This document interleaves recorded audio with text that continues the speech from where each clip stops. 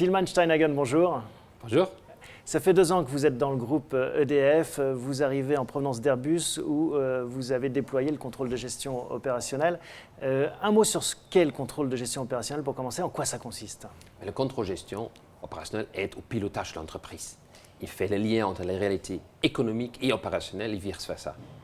Et chez EDF, qu'est-ce que ça implique? Qu'est-ce que ça veut dire, notamment par rapport à ce qui a été fait jusqu'à présent? Jusqu'à maintenant, nous avons un pilotage qui est surtout axé autour d'une approche budgétaire, avec des responsabilités managériales annuelles. Nous souhaitons évoluer beaucoup plus vers un pilotage économique à travers des unités d'œuvre et aussi qui tient beaucoup mieux compte de la réalité opérationnelle et des indicateurs sous-jacents. C'est important de tout mesurer? Oui, parce qu'on ne mesure pas, on ne peut pas influencer. La mesure donne les yeux. Alors si je vous suis bien, le terme de contrôle de gestion est pas très bien approprié en fait. On pourrait appeler ça autrement. Oui, il faudra plus parler pilotage. En fait, il s'agit d'une mauvaise traduction de l'anglais.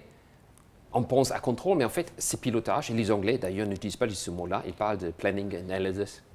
Comment est-ce que vous comptez diffuser justement cette culture nouvelle au sein du groupe?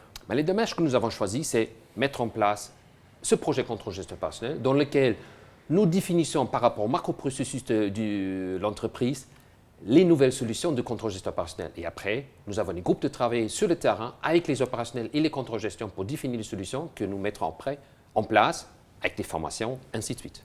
Est-ce qu'on peut prendre un exemple concret? Mais prenons l'exemple, par exemple, des projets d'investissement. C'est un grand enjeu dans le nucléaire notamment. Donc nous avons défini c'est quoi le contrôle gestion opérationnel des projets d'investissement ensemble avec les métiers dans les groupes de travail dédiés.